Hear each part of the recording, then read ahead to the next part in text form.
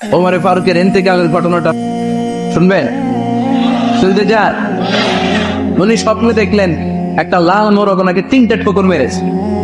কয়টা? উনি জুমার নামাজে, জিলহজ মাসের শেষ সপ্তাহে জুমার নামাজে বললেন একটা লাল মোরগ 3টা ঠোকর মেরেছে। মুগীরা ইবনে শুবা রাদিয়াল্লাহু তাআলার দাস আবু লুলু আল মাজুসি, এই লোকটা খঞ্জর বানাতে পারত। মুগীরা রাদিয়াল্লাহু তাআলার দাস। মুগীরা প্রতিদিন 4 দিরহাম করে চার্জ করতো, যেহেতু দাস। সে এসে বিচার দিল, আমিরুল মুমিনিন, মুগীরা আমার থেকে বেশি টাকা চায়, জুলুম কর। ওমরে ফারুক বললেন, তাই? তুমি কি কাজ জানো? বলে, আমি খঞ্জর বানাতে জানি। বাড়ি কই? পারস্য। আরে তুমি খঞ্জর বানাতে জানলে তো 4 দিরহাম অনেক কম, সে তো আরো বেশি টাকা নেওয়া দরকার ছিল তোমার থেকে। আবু লুলুর এই কথা পছন্দ হয় নাই। সে আমার, তুই সবারে দয়া দেখাও আর আমার ক্ষেত্রে কঠিন নিয়ম বানাইলা, দাঁড়াও এই নিয়ম তোমার আমি দেখাবো। এই রাগে সে বাড়িতে যে একটা খঞ্জর বানালো। কি বানালো? খঞ্জর চিনেন? ছোট্ট ছুরি। কিছুদিন আগে ওমানের সুলতান কাবুস ইন্তেকাল করেছে, জানেন আপনারা? ওনার এই কোমরের মধ্যে খঞ্জর থাকতো। ছবিতে দেখছেন? আরব সাইড যারা সুলতান আমির, কোমরে কি থাকে? ছোরা থাকে, খঞ্জর। সে বাসায় যে একটা খঞ্জর বানালো, যেই খঞ্জরের 2 মাথা, লাহু রাসান ওয়া মাকবাদাতুহু ফি ওয়াসাতি, আর ধরার হ্যান্ডেলটা মাঝখানে, এদিকেও ছুরি এদিকেও ছুরি, যাতে এইভাবে মারা যায়। সে ধার দিতে লাগলো আর বলল, ওমর দাঁড়াও, তোমার আমি দেখাবো। ওমর ফারুক মসজিদে নববীর ইমাম। ফজরের নামাজের সময় এ আবু লুলু আল মাজুসি বুরনুস পরে, চাদর পরে, লুকিয়ে লুকিয়ে, সে অগ্নি উপাসক, মুমিন নয়। ওমর ফারুককে অ্যাটাক করার জন্য গেলেন মসজিদে নববীতে। ওয়াকানু ইউসাল্লুনা বিগালাস, তখন ওনারা অন্ধকারে নামাজ পড়ে। নামাজের সময় যখন হলো, লুকিয়ে লুকিয়ে প্রথম কাতারে ওমর ফারুকের পিছনে মুয়াজ্জিনের পাশে দাঁড়ান, হাতে খঞ্জর। ইকামত হলো, ওমর ফারুক সালাত শুরু করলেন, ফজরের সালাত, আল্লাহু আকবার। নামাজ শুরু করলেন, সূরা ফাতিহা বললেন। আরেকটা সূরা যখন পড়তে যাবেন, in the meantime Abu Lulu এই খঞ্জর নিয়ে ওমর ফারুকের বুকের মধ্যে 3টা স্টেপিং করলেন। একটা মারলেন নাভির নিচে, মারার সাথে সাথে পাকস্থলী কেটে গেল। আরেকটা মারলেন পাজরে, পাজর ছিঁড়ে গেল। 3টা মারার পরে ওমর ফারুক বললেন, কতালানি আল কাল, এক কুকুর আমাকে মেরে ফেলেছে। পেছন থেকে এক সাহাবীকে টান মেরে সামনের দিকে নিয়ে গেলেন, তুমি নামাজের ইমামতি করো। আর ওমর ফারুককে বাকিরা ধরাধরি করে পেছনে নিতে আরম্ভ। আর এই আত্মাই আক্রমণ যে করেছে, সে কাতারের মাঝখান দিয়ে যেতে আরম্ভ করলো আর 2 দিকে ছুরি মারতে আরম্ভ করলো। 13 জন সাহাবীর গায়ে ছুরি মেরেছে, 7 জন সাহাবা স্পট ডেথ, জায়গায় মৃত্যু।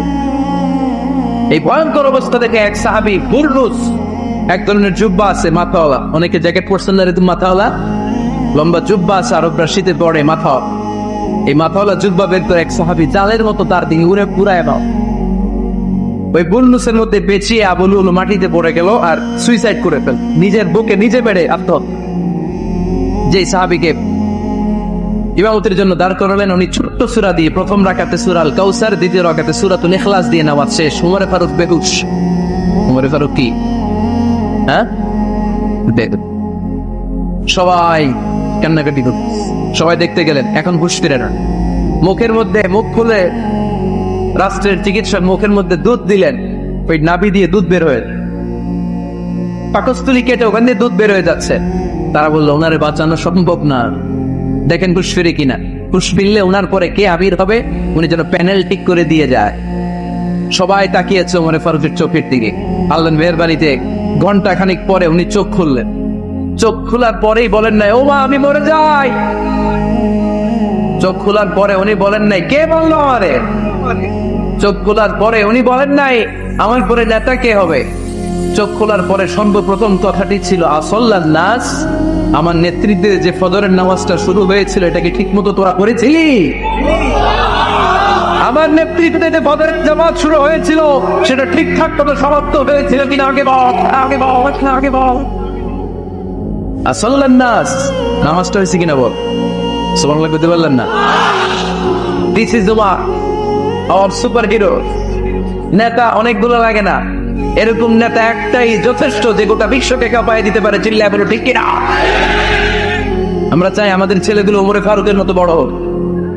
আমরা চাই আমাদের ছেলে মেয়েগুলো খোবাইক সাইয়েদনা আলী, উসমান, আবু বকর রাদিয়াল্লাহু তাআলা অনুসরণে বড় ঠিক না?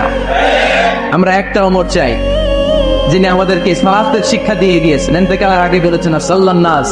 এজন্য আমরা যেন নামাজ কখনো নষ্ট না করি। আল্লাহর জমিনে দিন বাস্তবায়ন আসাদকুম ফি আমরিল্লাহি উমর। ওমর রাদিয়াল্লাহু তাআলা এত কঠোর কেউ ছিলেন না। তাই দিন বাস্তবায়নে আমরা যেন কাউরে ছাড় না দেই। সবার আগে আল্লাহর দিন, সবার আগে আল্লাহর কোরআন, সবার আগে আমার ইসলাম, ঠিক কিনা? চাইলেই কেউ এদেশ থেকে ইসলামটা মিটাই দিতে পারবে না। যে দেশে আল্লাহু আকবার ধ্বনির সাথে সাথে সূর্য উঠে যায়, এটা আল্লাহু আকবার ধ্বনির সাথে সাথে সূর্য ডুবে যায়, সে দেশে আর কিছু থাকবে না, থাকে আমার ইসলাম থাকবে। মক্কা থেকে মুহাজির সাহাবারা বাড়ি ছেড়ে, ঘর ছেড়ে, পরিবার ছেড়ে, সম্পদ ছেড়ে মদিনায় আসলেন। মদিনাতে তাদের কেউ নাই, এলাকাটা পরিচিত। বিশ্বনবী বললেন চিন্তার কোনো কারণ নাই, প্রত্যেক মুহাজির সাহাবীকে ধরে ধরে মদিনার আনসারী সাহাবীদের বাড়িতে পাঠিয়ে দিলেন, আর প্রত্যেকের সাথে ভ্রাতৃত্বের বন্ধনে আবদ্ধ করে দিলে, ভাই ভাই বানিয়ে দিলে। ভাই আনসার সাহাবারা নিজেদের যাদের দুইটা বউ ছিল তারা বলতে শুরু করলো, মুহাজির সাহাবী তুমি আমার ভাই, যেহেতু বিশ্বনবী তোমার দায়িত্ব আমাকে দিয়েছে, তুমি আমার আপন ভাইয়ের চেয়ে বড়, ঠিক কিনা? আমার দুইজন স্ত্রী, আমি একজনকে তালাক দিয়ে দিব, কারে ভালো লাগে দেখো, এই দুইজনের মধ্যে থেকে কারে ভালো লাগে তাকে তালাক দিব, ডিভোর্স দিব, তারে তুমি বিয়ে করে ফেলবা। আমার যত সম্পদ আছে সব সম্পদ এই যে সামনে নিয়ে আসলাম, অর্ধেক তোমার অর্ধেক আমার। সুবহানাল্লাহ বলবেন না? This is called Islamic brotherhood. এভাবে সম্পদ পেয়ে, স্ত্রী পেয়ে মুহাজির সাহাবারা আনন্দে নিয়ে যায় নাই। আব্দুর রহমান ইবনে আওফ রাদিয়াল্লাহু তাআলা আনহুকে যখন প্রস্তাব দেয়া হলো, আপনি আমার ভাই, আপনার দায়িত্ব বিশ্বনবী আমাকে দিয়েছে, আমার সব সম্পদের অর্ধেক নিয়ে যান, আমার একাধিক স্ত্রী আছে, কারে ভালো লাগে তাকেন তালাক দিয়ে দিব, নিয়ে যান। উনি আনন্দের চোটে সব নিয়ে যায়। আমরা পাইলে কি করতাম? হ্যাঁ, ধরেন আপনার বাড়ি ফরিদপুর, আপনি গেছেন চিটাগাং, একজন আপনার ভাই বানাই দিল, এখন বললো ভাই আমার দুই বউ, একটা আপনি নিয়ে যান, আমার 20 কোটি টাকা আছে ব্যাংকে, 10 কোটি আপনার। আমরা কি করতাম? আহা কি আনন্দ, আকাশে বাতাসে, ঠিক কিনা? আমরা তো মহা খুশি হয়ে যেতাম। আব্দুর রহমান ইবনে Awf, what is the personality, কি পার্সোনালিটি, ব্যক্তিত্ব তারা বিলং করতো। উনি বলেছেন দুল্লানি আলা সু বারাকাল্লাহু ফি মালিকা ওয়া আহলিকা, আল্লাহ তোমার স্ত্রীর মধ্যেও বরকত দেখ, সম্পদেও বরকত দেখ। আমার সম্পদও লাগবে না, স্ত্রীও লাগবে না, শুধু বাজারটা কোথায়, show me the way to market, মদিনার বাজারটা কোথায় দেখায় দাও, আমি ব্যবসা করে নিজেই ধনী হয়ে যাব। ভ্রাতৃত্বের বন্ধন। আশিদ্দাউ আলাল কুফার রহমাহু বাইনাহুম। সাহাবারা কাফিরদের সাথে বজ্র কঠোর, নিজেরা পুষ্পকোমল, আর আমরা নিজেরা বলেন বজ্র কঠোর। এজন্য সাহাবীদের যে পন্থা, ওই পন্থা আমাদের মধ্যে আনার দরকার আছে না? আমরা কি নিজেরা নিজেদেরকে ভাই বলতে পারি না? হ্যাঁ, আর কতদিন? সেই ছোটবেলা থেকে শুনতেছি, এরে দেখতে পারে না, এরে গালি দেয়, কিন্তু আপনারা ভাই। ইসলাম আমাদেরকে এটা শিখায় নাই, চিল্লায় বলেন ঠিক কিনা? তাই আমরা ভ্রাতৃত্বের বন্ধনে অটুট থাকতে চাই। আজকের মাহফিলের স্লোগান হোক কালিমা লা ইলাহা ইল্লাল্লাহ, যে পড়েছে সেই আমার ভাই। তার জন্য আমার হৃদয়ে ভালোবাসার দরকার ছিল নেই। এজন্য রব্বুল আলামিন বলেন মুহাম্মাদুর রাসূলুল্লাহি ওয়াল্লাযীনা মাআহু আশিদ্দাউ আলাল কুফারি রহমাউ বাইনাহুম। ইসলাম আল্লাহর রাসূল, তার সাথে যারা থাকে মানে তারা সাহাবারা, নিজেরা পুষ্পকমল, কাফেরদের ব্যাপারে তারা বজ্র কঠোর। সুবহানাল্লাহ। এরপরে আল্লাহ বললেন তাহারুকানি সুজদান ইয়াবতাগুনা ফাদলাম মিনাল্লাহি ওয়া রিদওয়ানা। ও নবী, আপনি দেখবেন আপনার সাহাবারা সব সময় রুকু করে, সব সময় সিজদা করে, সিজদার মধ্যে তারা মাথা ঠুকে ঠুকে আমার দরবারে কাঁদে, ঠিক কি না?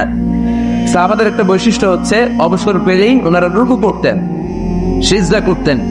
আকরাব মা ইয়াকুনুল আবদু মির রাব্বিহি ওয়া হুয়া সাজিদ ফাকসিরু ফীহি দুআ।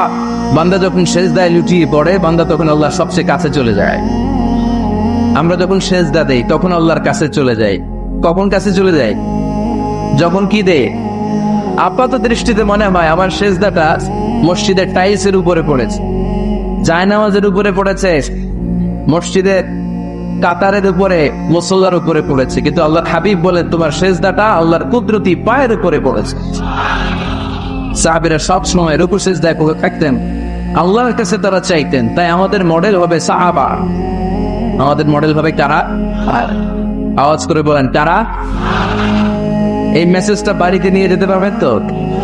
This is the first message I dropped today for the people of Faridpur. ফরিদপুরবাসীর জন্য আজকে আমার প্রথম মেসেজ, আমাদের মডেল হচ্ছে সাহাবা, ঠিক কিনা? সাহাবারা আমাদের মডেল, ওনারা আমাদের ইন্সপায়ারেশন, ওনারা আমাদের অনুপ্রেরণা। এজন্য আল্লাহ হাবিব সাল্লাল্লাহু আলাইহি ওয়াসাল্লাম বলেছেন লা তাসুব্বু আসহাবি, খবরদার আমার সাহাবাদেরকে গালি দিও না। তোমরা যদি উহুদ পাহাড় পরিমাণ স্বর্ণ দান করো, আমার সাহাবারা ওই কঠিন মুহূর্তে যে এক মুঠ চাল দান করেছিল, ওই চালের দানের সমান হবে না। আবার বিশ্বনবী বলতেন খায়রুল কুরুনি কারনি সুম্মা আল্লাযীনা ইয়ালুনাহুম সুম্মা আল্লাযীনা ইয়ালুনাহুম, সবচেয়ে শ্রেষ্ঠ যুগ আমার যুগ, তারপরে আমার সাহাবাদের যুগ, তারপরে তাবিঈদের যুগ। পড়েন সুবহানাল্লাহ। সবচেয়ে শ্রেষ্ঠ যুগ হচ্ছে সাহাবাদের যুগ। নাকি এখন প্লেন আবিষ্কার হয়েছে, রকেট আবিষ্কার হয়েছে, মডার্ন টেকনোলজি সব আমাদের হাতে, এজন্য এই যুগটা শ্রেষ্ঠ নাকি? না, আল্লাহর হাবিব সাল্লাল্লাহু আলাইহি ওয়াসাল্লাম বলেছেন সাহাবাদের যুগটা হচ্ছে গোটা দুনিয়া যত যুগ এই পৃথিবী দেখেছে সবচেয়ে শ্রেষ্ঠ যুগ হচ্ছে সাহাবাদের যুগ। চিল্লায়ে বলেন ঠিক কিনা? আবার আল্লাহ বললেন রাদিয়াল্লাহু তাআলা আন রব্বুল আলামিন, দুনিয়ার কোন গোষ্ঠীর ব্যাপারে, দুনিয়ার কোন জাতির ব্যাপারে, দুনিয়ার কোন মানুষদের ব্যাপারে রেদওয়ানুল্লাহ আল্লাহর সন্তুষ্টির কথাটা বলেন নাই, শুধু বলেছেন কেবলমাত্র সাহাবাদের জন্য। সুবহানাল্লাহ পড়েন। আমার নবীর পরে কোনো নবী নাই, আমার রাসূলের পরে কোনো রাসূল নাই, ঠিক কি না? আল্লাহ হাবিব বলতেন লাউ কানা বাদি নাবিয়্যু লাকানা উমর, তবে আমার পরে যদি নবী হওয়ার যোগ্যতা কারো থাকে আমার উমরে ওই যোগ্যতা আছে। সুবহানাল্লাহ পড়েন। প্রভু তুমি বলেছ রাসূল দেবে না, বলনি দেবে না, বলনি দেবে না হামজা তারি, খালিদ বিজয় সমর। প্রভু তুমি বলেছ রাসূল দেবে না, বলনি দেবে না, বলনি দেবে না হামজা তারি, খালিদ বিজয় সমর। প্রভু তুমি বলেছ রাসূল দেবে না। সুবহানাল্লাহ পড়ে। এজন্য আমরা একটা ওমর চাই। কয়টা? বেশি লাগবে? নেতা মতো নেতা কয়টা লাগে? ধরে বলেন কয়টা? Enough. That's enough. Omar Faruk, our superhero. ওনার সাথে বিশ্বনবী সাল্লাল্লাহু আলাইহি ওয়াসাল্লামের মুসাহারার সম্পর্ক ছিল। ওমর ফারুক যে বিশ্বনবীর শ্বশুর, এটা অনেকে জানেই না। ওমর ফারুক রাদিয়াল্লাহু তাআলা আনহু বিশ্বনবীর শ্বশুর ছিলেন, এটা আজকে নতুন শুনছেন কে কে হাত তোলেন? দেখছেন হুজুর? সঠিক বলছি না আমি? অনেকে আমরা জানিই না। মাশাআল্লাহ, জানতে লজ্জা নাই, শিখতে লজ্জা নাই, লজ্জা হচ্ছে অজ্ঞতায় আর মূর্খতায়, ঠিক কিনা? আমরা শিখতে রাজি আছি, যে কথা বলে আমরা তার সাথে। আমার আগে হুজুর কথা বলতেছিলেন, আমরা ছিলাম ছাত্র, এখন আমি কথা বলতেছি, এখন আমরা সবাই হয়ে গেছি ছাত্র, ঠিক কিনা? যিনি বলেন তিনি শিক্ষক, বাকিরা আমরা ছাত্র, ঠিক কিনা? চার খলিফা, দুই খলিফা, ইসলামের চার খলিফার দুই খলিফা বিশ্বনবীর মেয়ের জামাই, আর বাকি দুই খলিফা বিশ্বনবীর শ্বশুর। সুবহানাল্লাহ পড়ে। সাইয়েদনা আলী রাদিয়াল্লাহু তাআলা আনহু, সাইয়েদনা উসমান যুন নূরাইন বিশ্বনবীর মেয়ের জামাই। উসমান রাদিয়াল্লাহু তাআলা আনহুর কাছে বিশ্বনবী দুই মেয়েকে বিয়ে দিয়েছিলেন, একজন মারা যাওয়ার পরে আরেকজন। বিশ্বনবী বলেছেন এরপরে আরেকটা থাকলে ওইটারও বিয়ে দিতে। সুবহানাল্লাহ পড়বেন না? দুইজন ছিল মেয়ের জামাই আর দুইজন ছিল শ্বশুর। সাইয়েদনা আবু বকর শ্বশুর, বিশ্বনবীর স্ত্রী আম্মাজান হাফসা রাদিয়াল্লাহু তাআলা আনহার বাবা ছিল সাইয়েদনা ওমর ফারুক। চিল্লায় পড়ে আল্লাহু আকবার। জান্নাতুল পজিশনটা সাইয়্যিদু কুহুলি জান্নাত।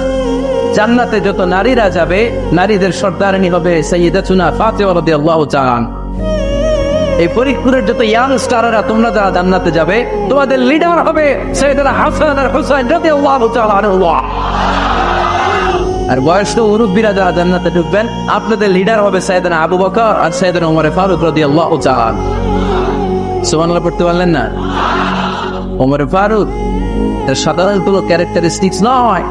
ওনাকে আল্লাহ তাআলা নলেজও দিয়েছেন, আবার দিনদারিও দিয়েছেন।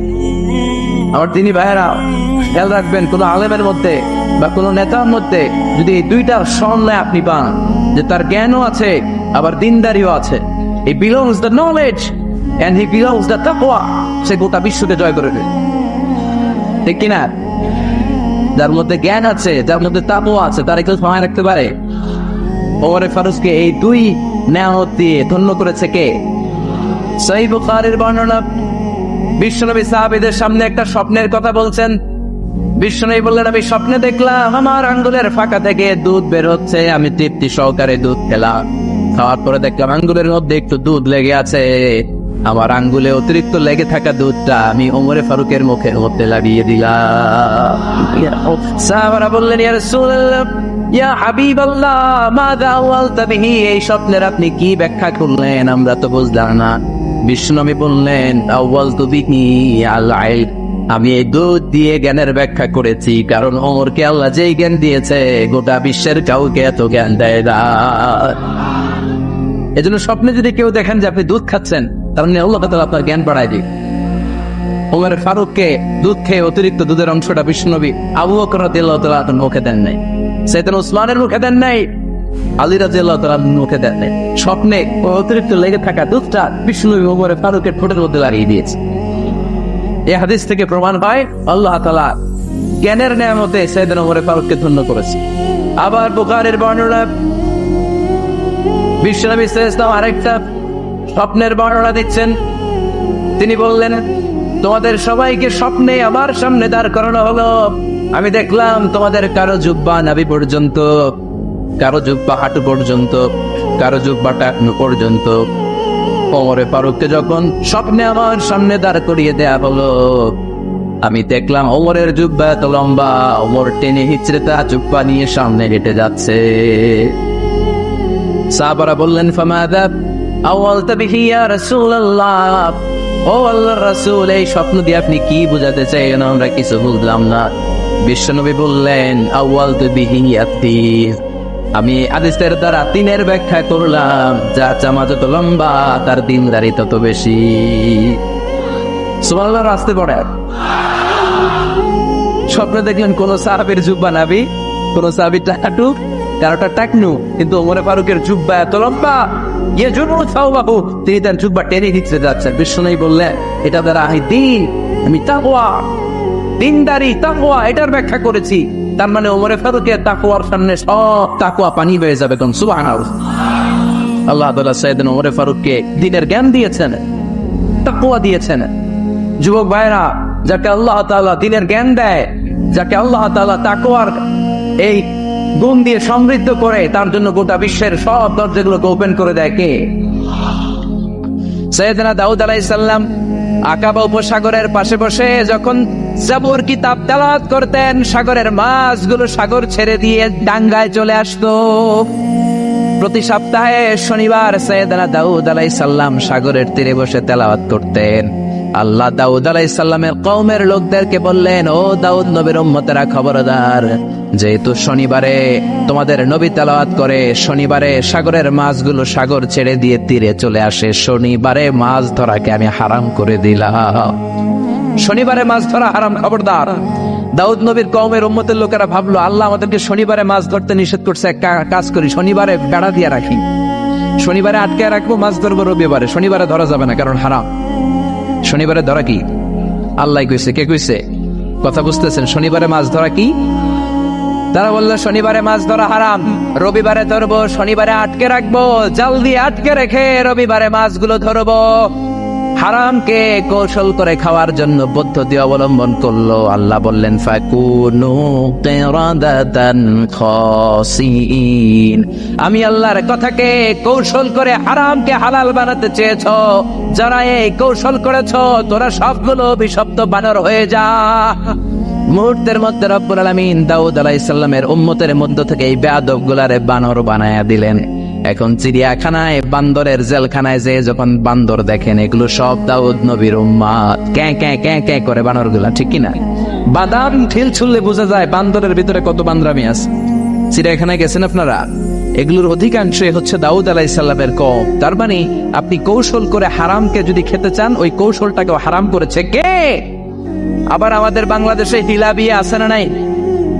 হিলা বিয়ে আছে না নাই? বুঝেন বুঝেন, স্ত্রীকে তালাক দেওয়ার পরে তালাক বাইনুনা যখন হয়ে যায়, ওই স্ত্রীকে নেয়ার জন্য প্ল্যান করে বুড়া মানুষের সাথে বিয়ে দিয়া এক রাত ঘর করাইয়া তালাক নিয়ে আবার ওই বউকে বিয়ে করে ঘরে আনে, এরকম আছে না নাই?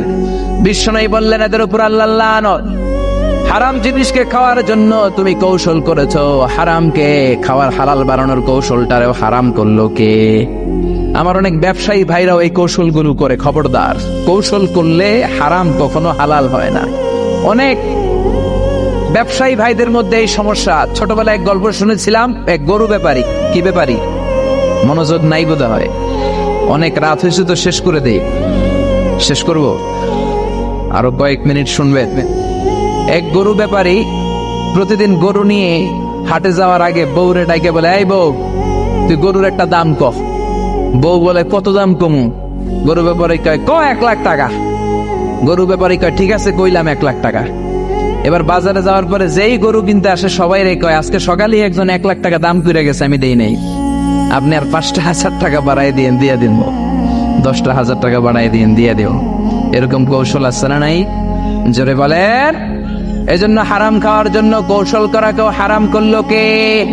আবার ইসলাম বলে, খবরদার, হালাল যদি না খাও তোমার ইবাদত কবুল হবে না। তোমার ইনকাম যদি হালাল না হয়, তোমার ইবাদত যেমনি কবুল হবে না, তোমার দোয়াও কবুল হবে না। কারণ ইন্নাল্লাহা তাইয়্যিব লা ইয়াকবালু ইল্লা তাইয়্যিবা। আমার আল্লাহ পবিত্র, পবিত্র ছাড়া কোন জিনিস আল্লাহ কবুল করে না। আপনি হারাম টাকা দিয়ে মাদ্রাসা বানালেন, কবুল হবে নাকি? কথা বলেন তো। ফতোয়া তো আপনারাই দিতে পারেন, আমগো কি দরকার? হারাম টাকা দিয়ে মাদ্রাসা বানালে কবুল হবে? হারাম টাকা দিয়ে এতিমখানা বানালে, হারাম টাকা দিয়ে প্রতি বছর হজ করে নামের আগে আল হজ লাগালে কবুল হবে নাকি? জোরে বলেন, হবে? এক সাহাবী বেদুইন লোক, বুখারীর বর্ণনা, কাবার চারদিকে হাত তুলে বলে, ইয়া রব, ইয়া রব, মাফ করে দাও, মাফ করে দাও। অন্যান্য সাহাবীরা এই লোকের ইবাদত দেখে বিশ্ব নবীরে বললেন, ও নবী, এই লোকের চেয়ে বড় আল্লাহর ওলি মদিনার জমিনে, মক্কার জমিনে কেউ নাই। বিশ্ব নবী বললেন, কেন কেন? সাহাবীরা বললেন, দেখেন কেমনি হাত তুলে কাবার চারদিকে তাওয়াফ করে আর কাঁদে। বিশ্ব নবী বললেন, ওয়া মাতআমুহু হারাম, কাঁদলে কি লাভ? ও যা খায় হারাম খায়, যা পান করে হারাম পান করে। ওয়া মালবাসুহু হারাম, যেই ড্রেসটাও পরে হারাম টাকা দিয়ে পড়ে। ফা আন্না ইউস্তাজাবু লাহু, কেমন করে তার দোয়া আল্লাহর আরশে পৌঁছবে? এজন্য হারাম খেয়ে যদি আপনি দোয়া করেন, কবুল হবে না। হারাম খেয়ে ইবাদত করলে কবুল হবে না। অনেকে বলে, হুজুর, আল্লাহর কাছে চাইলাম, আল্লাহ আমারে দিল না। 3 বছর ধরে চাইলাম, কাবা ঘর ধরে আমি চাইছি, আল্লাহ দেয় নাই। এরকম অভিযোগ আল্লাহর বিরুদ্ধে আছে না নাই? চাইলেই হবে না, হালাল খাইতে হবে। ইনকাম যদি হালাল না হয়, ইনকাম যদি হারাম হয়, যত দোয়া করবেন, যত চোখের পানি ফেলবেন, কোনো লাভ হবে?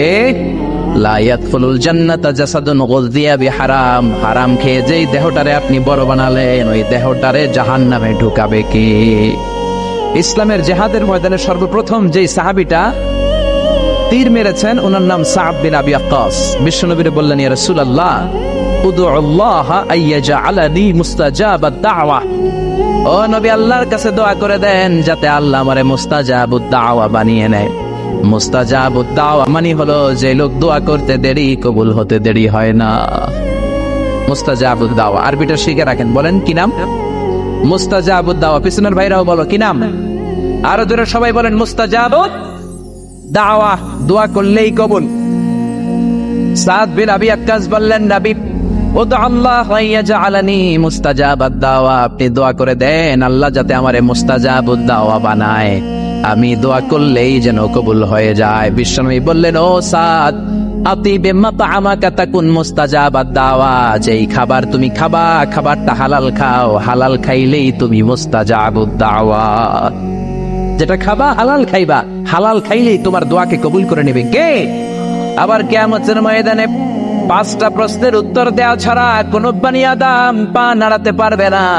ওই 5টা প্রশ্নের মধ্যে থেকে একটা প্রশ্ন হলো, আন মালিহি মিন আইনা ইকতাসাবা, কোন খাত থেকে কোন পন্থায় কোন সিস্টেমে সে সম্পদ উপার্জন করেছে, সম্পদের পাহাড় বাড়িয়েছে, তার সম্পদের ব্যাপারে তারা জিজ্ঞেস করা হবে এই সম্পদ কি হালাল পন্থায় আসলো নাকি হারাম পন্থায়, হালাল না হারাম, এটা জিজ্ঞেস করা হবে। যদি আপনি উত্তর দিতে না পারেন, কিয়ামতের দিন আপনার পা নাড়ানো যাবে না, চিল্লায় বলেন ঠিক কিনা। আবার ইসলাম বলে আল হালালু হালালুন আলাল জামি ওয়াল হারামু হারামুন আলাল জামি, যেটা হারাম এটা সবার জন্য হারাম করে দিল কে, যেটা হালাল সবার জন্য হালাল করে দিল কে। আপনাদের জন্য আমাদের জন্য মিথ্যা কথা বলা হালাল না হারাম, জোরে বলেন। তো কাবা ঘরের ইমাম শাইখ আব্দুর রহমান আস-সুদাইসির জন্য তো মিথ্যা কথা বলা হালাল, হ্যাঁ বুঝে শুনে বলবেন। তার মানে মিথ্যা কথা আপনার জন্য হারাম, কাবা ঘরের ইমামের জন্য হারাম। আল হারামু হারামুন আলাল জামি, হারাম এটা সবার জন্য হারাম। গীবত করা আপনার জন্য হারাম, কিন্তু এই মসজিদের ইমাম সাহেবের জন্য হালাল না। আপনার জন্য যেটা হারাম, ইমাম সাহেব হুজুরের জন্য সেটা হারাম। চুরি করা আপনার জন্য হারাম, বাইতুল মুকাররমের খতিব সাহেবের জন্য হালাল। জোরে বলেন। আল হারাম হারামুন আলাল জামি, যেটা হারাম এটা সবার জন্য হারাম, বুঝতে পেরেছেন? আবার যেটা হালাল সবার জন্য হালাল। শার্ট প্যান্ট পরা আপনার জন্য যেমনি হালাল, ইমাম সাহেবের জন্য হালাল, ঠিক কিনা? এই তো অনেকের বেশ লাগছে, আজারি সাহেব এটা কি কয়? আপনার জন্য যেটা হালাল ইমাম সাহেবের জন্য হালাল করে দিল কে? আপনারা না মানলে হবে কি, আল্লাহর কাছে তো হালাল। আপনাদের ইমাম সাহেব যদি প্যান্ট আর শার্ট পরে নামাজ পড়ায়, ওই নামাজও কবুল। কিন্তু আলহামদুলিল্লাহ বাংলাদেশের কোনো ইমাম প্যান্ট শার্ট পরে না, তারা জুব্বা পরে, তারা পাঞ্জাবি পরে। কিন্তু আরব দেশে মিশরে অনেক খতিব আছে প্যান্ট আর শার্ট পরে এমন খুতবা দেয়, আমি আজহারি ওই খুতবা থেকে নোট করি। সুবহানাল্লাহ কইতে পারলেন না? 1,00,000 হাদিসের হাফেজ আহমদ উমর হাশেম, গালে কোনো দাড়ি নাই, প্যান্ট শার্ট পরে যখন আল আজহার ইউনিভার্সিটির কোনো গলির মধ্যে দিয়ে হাঁটে, সবাই ইউনিভার্সিটি ছেড়ে দিয়ে ওনার সাথে মুসাফা করার জন্য দৌড় দেয়। আমার একবার হাদিসের পরীক্ষা, অনার্সের 4th ইয়ার ফাইনাল, হঠাৎ দেখছি আহমদ উমর হাশেম আসছে। আমি পরীক্ষার হলে কাগজ থুইয়া দিছি দৌড়, আহমদ উমর হাশেমের হাতে একটা চুমু দেবো, চুমু দিয়েছি। এবার হলে তো আর আমার ম্যাজিস্ট্রেট ঢুকতে দেয় না, ঢুকতে পারবা না, অনুমতি না নিয়ে দিছো দৌড়। অনুমতি চাইতে গেলে আমি আর সুযোগটা পেতাম না। আমি বললাম আমি আল্লাহর জন্য আহমদ উমর হাশেমকে ভালোবাসি, আমারে ঢুকতে দাও। যখন এমন করে কথা বলেছি, বলল যাও মিজান তুমি বসে যাও, ঢুকো। আলহামদুলিল্লাহ। এজন্য শার্ট প্যান্ট আপনার জন্য যেমনি হালাল, ইমাম সাহেবের জন্য হালাল। চুরি করা মিথ্যা বলা আপনার জন্য যেমনি হারাম, ইমাম সাহেবের জন্য হারাম। কারণ ইসলামের আইন সবার জন্য সমান। চুরি যদি আপনি করেন আপনারও হাত কাটা হবে, প্রধানমন্ত্রীর ছেলে করলেও প্রধানমন্ত্রীর ছেলেরও হাত কাটা হবে। চিল্লা এখন ঠিক কিনা? السارق والسارقة فقطعوا أيديهما جزاء بما كسبا نكالا من الله والله عزيز حكيم. If anyone steal something very precious from the society, the Islamic government should cut down his right hand. কেউ যদি সমাজ থেকে কেউ কিছু চুরি করে দামি জিনিস, যদি ইসলামী খেলাফত থাকে, ওই খলিফার উচিত ওই চোরের হাতটাকে কূপ দিয়ে কেটে দেওয়া। চিল্লা এখন ঠিক কিনা? কথাটা কার কথা? বুঝতে পারেন কথাটা কার? তবে এই চোর যে কলা চুরি করে, আম চুরি করে, ওই চোর না। আমি প্রায়ই বলি এই চোরগুলোর লিস্ট ডাউন যখন করতে হবে, বড় বড় চোরগুলোর আগে হাত কাটতে হবে। যেই চোরগুলো 1000 কোটি টাকা এক কলমের সিগনেচার দিয়ে মেরে দেয়, পদ্মা সেতুর টাকা মেরে দেয়, দেশের টাকা মেরে দেয়, সুইজারল্যান্ডের সুইস ব্যাংকে কালো টাকার পাহাড় করে, আছে না নাই? ওইরকম একটা চোরকে যদি আমাদের প্রিয় জননেত্রী মাননীয় প্রধানমন্ত্রী শেখ হাসিনা একটা চোরকে ধরে যদি দুদকের আওতায় এনে বাইতুল মোকাররমের জুমার নামাজের পর লক্ষ মানুষ যখন বের হয়, সবগুলো টেলিভিশন চ্যানেল যদি এটাকে লাইভ প্রচার করে, সরাসরি সম্প্রচার, ওই বড় চোরটার হাত যদি কেটে দেয়, বাংলার জমিনে আর কোনো চোর খুঁজে পাওয়া যাবে? জোরে বলেন, পাওয়া যাবে? ইসলামের দৃষ্টিতে সবাই সমান। কুখ্যাত ইন্টারন্যাশনাল সন্ত্রাস ফেরাউনও তার নাম আল্লাহ রাখে নাই, সে তার নাম দিছিল আমি তোমাদের বড় রব। কি দিছিল? فحشر فنادى فقال انا ربكم الاعلى। বিশাল একটা গ্যাদারিং করে সবার সামনে কয় আমি বড় খোদা। আমি কি? আমি বড় খোদা, রব্বুকুমুল আ'লা, তোগো বড় রব, কিন্তু আমি আল্লাহ। এটা কইছে? কথা বলেন। তার মানে আল্লাহ এক পিস, আল্লাহর সত্তাটা শুধু একজন, মহাবিশ্বের নিয়ন্ত্রণকারী একজন, বিপদে আপদে সাহায্য করতে পারেন একজন, গোটা ইউনিভার্সটাকে, এই বসুন্ধরাকে, এই মহাবিশ্বটাকে দূর থেকে নিয়ন্ত্রণ করেন একজন, তিনি কে? এজন্য আল্লাহ বলেন, গোলাম আমারে আল্লাহ বলে ডাকো কিংবা রহমান বলে ডাকো, কোনো সমস্যা নাই। সুবহানাল্লাহ। ওয়ালিদুল্লাহ আও ইদউর রহমান আইয়াম্মা তাদউ ফালাহুল আসমাউল হুসনা। আমারে আল্লাহ বলে ডাকো কিংবা রহমান বলে ডাকো, আমি কিন্তু মাইন্ড করি না। আল্লাহ মাইন্ড করে? কথা কন। ওনারা আল্লাহ বললেও উনি খুশি, ওনারা রহমান ডাকলেও। ওনার অনেকগুলো সুন্দর সুন্দর নাম আছে, তাহলে বোঝা গেল আল্লাহ হচ্ছে ওনার জাতি নাম। কি নাম? কথা বলেন। জাতি নাম। আরো সিফাতি নাম আছে, সুন্দর সুন্দর আরো 99টা নাম আছে না নাই? বিশ্বনবী বলেন, ইন্না লিল্লাহি 99 ইসমা। আল্লাহ নাম ছাড়া আল্লাহর আরো 99টা চমৎকার চমৎকার নাম আছে। মান আহসাহা দাখালাল জান্নাহ। যেই নামগুলো সিনার ভেতরে রাখবে, জাহান্নামের আগুন তার জন্য হারাম করে দিবে কে? তার মানে বোঝা গেল ওনার আসল নাম আল্লাহ। চিল্লায় বলেন, আসল নাম কি? আরো জোরে বলেন, আসল নাম কি? আবার আল্লাহ নামটা এত মজার নাম, এই নামের 4টা অক্ষর, প্রতিটা অক্ষর যদি আলাদা করেন, কোরআনের পরতে পরতে পরিচয় আছে না নাই? আল্লাহ লিখতে কয়টা অক্ষর? সবাই বলেন। আলিফ লাম লাম হা। সবাই বলেন, আলিফ আলিফ। আরো জোরে, আলিফ আলিফ লাম লাম হা। আল্লাহ দিয়ে আল্লাহ কোরআনের পরিচয় দিয়েছেন, আল্লাহু নূরুস সামাওয়াতি ওয়াল আরদি মাসালু নূরিহি কামিশকাতিন ফিহা মিসবাহ। সুবহানাল্লাহ। এবার আলিফ লাম লাম হা, আলিফ বাদ দিলে থাকে লিল্লাহ। লিল্লাহ দিয়ে পরিচয় আছে না নাই? লিল্লাহি মা ফিস সামাওয়াতি ওয়া মা ফিল আরদি ওয়া হুয়া বিকুল্লি শাইইন আলিম। এবার লামটা যদি কেটে দেন থাকে লাহু। লাহু দিয়ে কোরআনে পরিচয় আছে না নাই? একটা দুইটা? কথা বলেন। লাহুল মুলকু ওয়া লাহুল হামদু ওয়া হুয়া আলা কুল্লি শাইইন কাদির। এবার লাহুর লামও যদি বাদ দিয়ে দেন থাকে হু। হু দিয়ে কোনো পরিচয় টরিচয় নাই, এটা দিয়ে পরিচয় আছে। পড়েন, হু আল্লাহুল্লাযী লা ইলাহা ইল্লা হু আলিমুল গায়বি ওয়াশ শাহাদাতি হুয়ার রহমানুর রহিম। চিল্লায় পড়েন আল্লাহু আকবার। আর জোরে আল্লাহু আকবার। আবার এই নামটা এমন নাম, যে নাম আমরা বিপদে পড়লে জপি। পেটা ব্যথা হলে ডাকি কারে? ডায়রিয়া হইলে ডাকি কারে? তুফান ছুটলে ডাকি কারে? ভূমিকম্পে ডাকি কারে? বন্যা শুরু হইলে ডাকি কারে? আল্লাহ লেভেল প্লেইং ফিল্ডের নামে সূরা দিলেন, সূরাতুল আহজাব, দলাদলির সূরা। এজন্য আল্লাহ বললেন, এই পৃথিবীতে দলাদলি থাকবে, মারামারি থাকবে, মতের অমিল থাকবে। সমাজে মতের অমিল আছে না নাই? এক এক দলের এক এক ইশতেহার, এক এক দলের এক এক ইশতেহার আছে না নাই? কিন্তু এই ইশতেহার গুলোর মধ্যে ইসলামের বিরুদ্ধে কথা বললে রাষ্ট্রীয়ভাবে বেয়াদব গুলোর বিরুদ্ধে ব্যবস্থা নেওয়া হবে, এরকম কোন ইশতেহার আমরা এখনো দেখি নাই। চিল্লায় বলেন ঠিক কিনা? আগে ঘোষণা দেন বিশ্বনবীর বিরুদ্ধে, কোরআনের বিরুদ্ধে, ইসলামের বিরুদ্ধে, আমার আল্লাহর সম্মানের বিরুদ্ধে কথা বললে জাতীয় মসজিদ বাইতুল মুকাররমের স্কয়ারের সামনে জুমার সালাতের পরে লক্ষ মানুষের সামনে বেয়াদব গুলোরে ফাঁসির রশিতে ঝুলানো হবে। এরকম কোন ইশতেহার আপনারা দেখছেন? কথা বলেন, কথা বলেন। এই যে ইশতেহার ওনারা দেয় কাদের জন্য? জনগণের জন্য। জনগণের প্রাণের দাবি। এই 4টা জিনিস নিয়ে যারা কথা বলবে, ওদের জিহ্বা টেনে ছিঁড়ে ফেলতে হবে। চিল্লায় এখন ঠিক কিনা? আমার নবীর বিরুদ্ধে কথা বলবি, তোর জিহ্বা ছিঁড়ে ফেলা হবে, তোর চোখ উপড়ে ফেলা হবে। ওর বংশকে নির্বংশ করার দায়িত্ব আমাদের নয়, তার দায়িত্ব কার? চিল্লায় বলেন কার? ইন্না শানিয়াকা।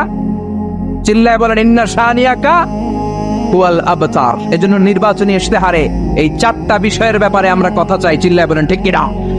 আমার কোরআন, আমার নবী, আমার ইসলাম, আমার স্রষ্টা আল্লাহ, এই 4টা সম্মানিত বিষয়ের বিরুদ্ধে কথা বললে আইন নেয়ার দরকার আছে না নাই? নবীর বিরুদ্ধে কথা বললে আমাদের অন্তরে আগুন ধরার দরকার আছে না নাই? ইমানের বলে বলিয়ান হয়ে বারুদের মতো জ্বলে উঠবে মুমিনের হৃদয়। চিল্লায় বলো ঠিক কিনা? যে ইমান প্রয়োজনে জ্বলে ওঠে না, যে ইমান সত্যনের কথা বলে না, যে ইমান প্রয়োজনে জ্বলে ওঠে না, যে ইমান সত্যনের কথা বলে না, যে ইমান বাস্তবে নাই, যে ইমান অন্তরে নাই, মুখে শুধু ফাঁকা বলি, কি করে তারে বলো ইমানে বলি, কি করে তারে বলো ইমানে বলি, কি করে তারে বলো ইমানে বলি। ঠিক কিনা? যে ইমান দিন কায়েমের আন্দোলনের ধার ধারে না, যে ইমান লেবাসধারী কোরআন হাদিস তাও পড়ে না, যে ইমান খাজার নামে মাজার গড়ে ফুলুস কামায়। আছে না নাই? টেকুয়াতে নাই, এদিকেও আছে। যে ইমান খাজার নামে মাজার গড়ে ফুলুস কামায়, যে ইমান শিরকিয়াতের আমল করে ভীত না হয়, যে ইমান বাস্তবে নাই, যে ইমান অন্তরে নাই, মুখে শুধু কথার কলি, কি করে তারে বলো ইমানে বলি, কি করে তারে বলো ইমানে বলি, কি করে তারে বলো ইমানে বলি। চিল্লায় বলেন ঠিক কিনা? এই জন্য নির্বাচনী ইশতেহারে এই কথাগুলো আসার দরকার আছে না নাই? কিন্তু ওনারা এড়িয়ে যায়, ওনারা এড়িয়ে যায়। আমরা চাই আমার কোরআনের বিরুদ্ধে, ইসলামের বিরুদ্ধে, নবীর বিরুদ্ধে যদি কেউ কথা বলে তাদের সাথে আমাদের কোনো আপোষ। চিল্লায় বলেন আপোষ। সূরাতুল আহজাব, লেভেল প্লেইং ফিল্ড, দলাদলির সূরা। আল্লাহ বুঝাতে চাইলেন অনেক দল থাকবে, অনেক মত থাকবে, আছে না? এক একজনের এক এক মত, এক একজনের এক এক দল। সবাইকে যে এক দলই করতে হবে এমন কোনো কথা নাই। সবাইকে এক ধরনের পোশাক করতে হবে এমন কোনো কথা আছে নাকি? সবার রুচি একরকম হইতে হবে কথা আছে? কিন্তু মিউচুয়াল রেসপেক্ট থাকতে হবে, সম্মান থাকতে হবে। এক দলের নেতার প্রতি আরেক দলের নেতার সম্মান আছে না নাই? সম্মান থাকতে হবে। সবাইকে পীর সাহেবের মুরিদ হইতে হবে, সবাইকে তাবলীগ করতে হবে, সবাইকে জামাত ইসলাম করতে হবে, সবাইকে হেফাজতে ইসলাম করতে হবে এমন কোনো কথা নাই। চিল্লা এখন ঠিক কিনা? কিন্তু মিউচুয়াল রেসপেক্ট, আমি যেরকম ভাবি সবাইকে ঠিক ওই রকমই ভাবতে হবে, আমি যেটা পড়ি ওই রকমই পড়তে হবে এমন কোনো কথা আছে না। এই জন্যই আল্লাহ লেভেল প্লেইং ফিল্ড তৈরি করার জন্য সূরাতুল আহজাব দিলেন। অনেক দল থাকবে, অনেক মত থাকবে, কিন্তু মিউচুয়াল রেসপেক্ট লাগবে। পারস্পরিক সম্মান আর ভালোবাসা আছে বাংলাদেশে? পার্লামেন্টে আছে, রাজনীতিতে আছে, দেশের নেতা খাতাদের মধ্যে আছে, কিন্তু এটা থাকার দরকার আছে না নাই? কথা বলেন। সরকারি দল বিরোধী দলের প্রতি একটা শ্রদ্ধা থাকার দরকার আছে না নাই? বিরোধী দলের নেতা নেত্রীরাও আবার সরকারি দলের প্রতি একটা শ্রদ্ধার দরকার আছে না নাই? আবার যারা তাবলীগ করে তারা চরমনায়ের মুরিদদের প্রতি একটা শ্রদ্ধার দরকার আছে না নাই? আবার যারা পীরের মুরিদ তারা হেফাজতকে ভালোবাসার দরকার আছে না নাই? আবার যারা জামাত ইসলাম করে তারা অন্য দলকে বুকে টেনে নেওয়ার দরকার আছে না নাই? এটাই তো ইসলাম, এটাই ইসলাম। ইসলাম আমাদেরকে এটাই শিখিয়েছে। সূরাতুল আহজাব, লেভেল প্লেইং ফিল্ড। অনেক দল থাকবে, অনেক মত থাকবে, সবাই একটা দল হবে, একটা মত হবে, এটা কোশ্চিনকালও সম্ভব না। চিল্লা এখন ঠিক কিনা? এই জন্য আল্লাহ বললেন অনেক দল আছে, অনেক মত আছে, সব মত একসাথে হয় না। এক এক দলের এক এক ফেস্টুন, এক এক দলের এক এক ব্যানার, এক এক দলের এক এক ধরনের মার্কা আছে না নাই? কারো মার্কা হচ্ছে লাঙ্গল, কারো মার্কা হলো আপেল, আছে না নাই? আবার কারো মার্কা হচ্ছে নৌকা, আবার কারো মার্কা হচ্ছে ধানের শীষ, আবার ডাব মার্কাও দেখলাম, আছে না নাই? কথা কন। আর কি মার্কা আছে কন তো? আবার হাত পাকা আছে না নাই? আলহামদুলিল্লাহ। গরমকাল হইলে বেশি ভালো হইতো, শীতকালে জমতেছে না। আলহামদুলিল্লাহ। আর কি আছে? আতুরি মার্কা। খাইছে খাইছে, আতুরি আতুরি। আর কি আছে? হ্যাঁ, সিংহ, সাইকেল, আর ঝাড়ু। আর দরকার নাই। আল্লাহ বললেন লেভেল প্লেইং ফিল্ড। সূরাতুল আহজাব। অনেক দল থাকবে, অনেক মত থাকবে। ওই যে আপেল নিয়ে আসছে একজন, বাঁশখালীর আপেল। আচ্ছা ঠিক আছে, এখন পকেটে, অনেকের পকেটে ছোট্ট নৌকা পাবেন, অনেকের পকেটে আবার ওই ধানের গোছা পাওয়া যায়, আবার ওই চাচার পকেটে আপেল। হ্যাঁ, ডাব লয়ে ঘুরেন না, আবার ডাব জারো এগুলো লয়ে ঘুরেন না। লেভেল প্লেইং ফিল্ড, সূরাতুল আহজাব। মাঝে মাঝে একটু মজা করতে হয়, ঠিক কিনা?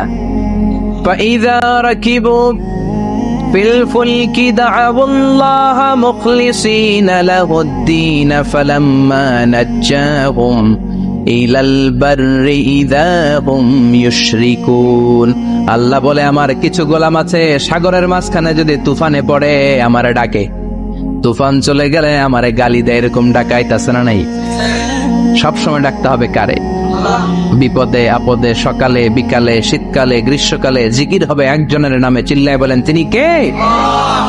আবার আল্লাহ নামটা এমন নাম, এটার বহুবচন হয় না। হয় নাকি? না। দ্বিবচন হয় না, স্ত্রীলিঙ্গ হয় না। হয় না? আল্লাহর স্ত্রীলিঙ্গ আছে না, বহুবচন আছে, কিন্তু ঈশ্বরের স্ত্রীলিঙ্গ আছে না নাই? কথা কন, কি? ঈশ্বরী। ভগবানের, আপনাদের এখানে আসার সময় মনে হয় দেখলাম ভগবান হাই স্কুল বা প্রাথমিক বিদ্যালয়, ব্রাহ্মণপাড়া। কি নাম? ভগবান হাই স্কুল। ভগবতী নাই? নাই। আহা, ওদের ভগবান হয়, ওদের ভগবতী হয়, ওদের গড হয়, ওদের গডেস হয়, ওদের ঈশ্বরী হয়, ওদের ঈশ্বর হয়। আল্লাহর কোনো পরিবর্তন আছে নাকি?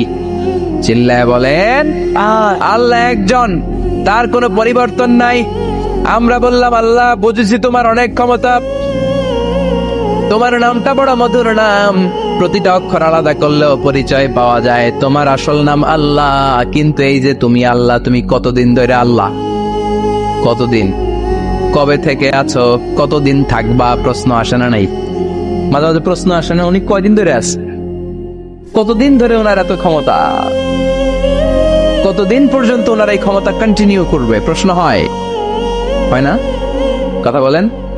সে উত্তর আল্লাহ দিলেন। আল্লাহ বললেন, হুয়াল আউয়ালু ওয়াল আখিরু ওয়াল যাহিরু ওয়াল বাতিন ওয়া হুয়া বিকুল্লি শাইইন আলিম। আল্লাহ বললেন, আমি প্রথম, আমি শেষ, আমি প্রকাশ্য, আমি গোপন, সূচনাহীন, অতীত কাল থেকে আমি আল্লাহ আছি, শেষহীন, সীমানাহীন, ভবিষ্যৎ পর্যন্ত থাকবো। তিনি কবে থেকে আছেন? সূচনাহীন অতীত না, প্রথম থেকে না, সূচনাহীন অতীত। ভালো ব্যাখ্যা হচ্ছে সূচনাহীন। প্রথম থেকে বলে আল্লাহ এটাই বুঝালেন, সূচনাহীন অতীত। এমন অতীত যেটার সূচনা নাই, আবার এমন ভবিষ্যৎ যেটার শেষ নাই। তার মানে প্রথমেও তিনি, শেষেও তিনি, প্রকাশ্যেও তিনি, গোপনেও তিনি। জোরে কোন ঠিক কিনা?